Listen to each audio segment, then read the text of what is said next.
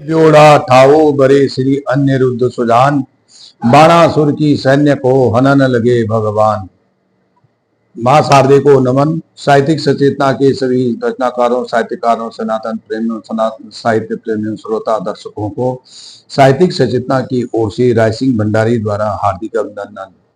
जैसे हम आपके सामने आज के निर्धारित विषय को लेकर के उपस्थित हुए हैं। आज का विषय है चित्र स्मृति। चित्र स्मृति मानव चतुष्टय के चार आयाम जो तन मन प्राण आत्मा में से मन के भाव से मन से है, जो मन में जो है चित्त, मन बुद्धि चित्त अहंकार होते हैं, उसमें से जो चित्त का है, उसमें से जो हम जितने भी कार्य हम करते हैं वह स्मृति में जो देखते हैं सुनते हैं, मतलब जिस भी तन मात्राओं से जो भी हम कार्य लेते हैं वो हमारी स्मृति पटल पर एक बार समाहित हो जाती है। और उसके बाद जब भी ऐसा कभी मिल रहा है तो उसको फिर हम वह हमारे सामने दोबारा प्रस्तुत हो जाती है। तो इससे जुड़ी एक कथा है कि प्राचीन समय में, सतयुग के समय में बाणासुर नाम का एक राजा दानव राज था, जो सोनितपुर आज के समय में असम कहते हैं, तो वहाँ का अधिपत्य, वहाँ उसका अधिपत्य था। तो वह बलशाली तो था, लेकिन उसे उसमें संतोष, अपने बल पे उतना संतोष नहीं था।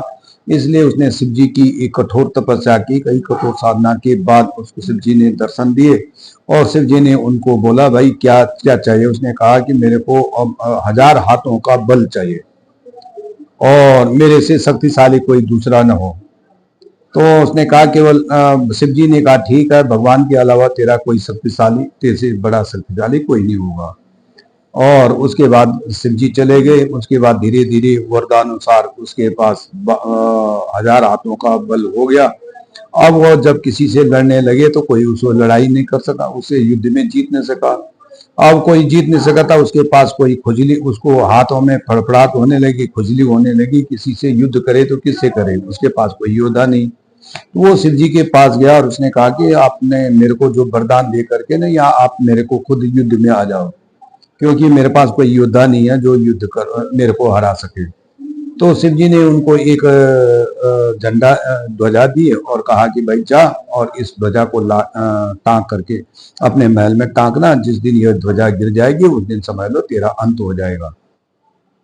तो कुछ दिन कालांतरों के बाद जो है उसके घर में एक कन्या का जन्म हुआ। उषा नाम की लड़की का जन्म हुआ। उषा सुंदर थी और उस चंद्रमा की कलाओं की तरफ बढ़ने लगी। जब 16 साल उसके पार हो गए तो उसको भी मतलब नई स्त्री के सहज भाव से उसको भी अपने पति जीवन साथी की कामना होने लगी। तो उसी कामना के साथ रात को जो है उसको स्वप्न आया और स्वप्न में उसने एक सुंदर सा राजकुमार देखा।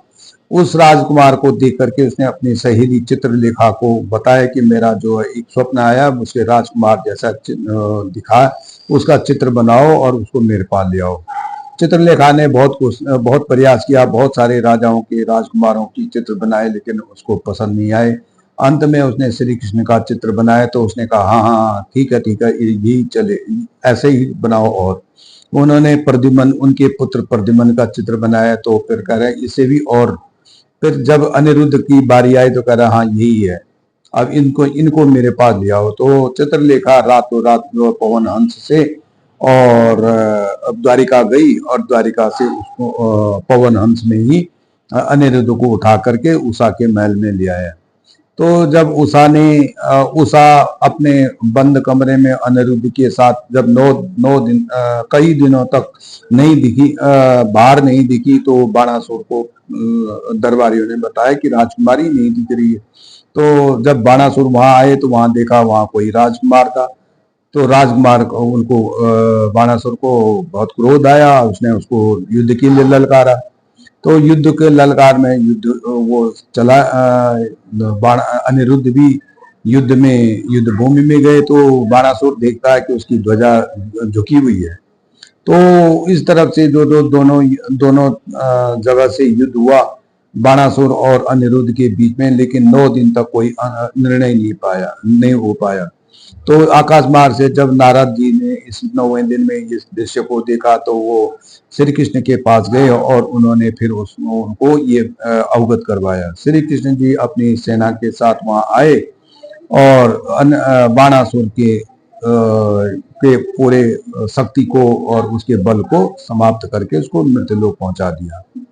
तो इस प्रकार से आप देखें, आपने देखा होगा कि जो स्मृति पटल पे जो उसकी स्वप्न में भी जो स्मृति चित्र की स्मृति छप गई थी, वह जागृत अवस्था में भी चित्रलेखा के द्वारा उसको याद हो, स्मृति हो आई। तो यही इसके कहानी का लेखन का अर्थ था। धन्यवाद। राय सिंह भंडारी, गुड़गांव।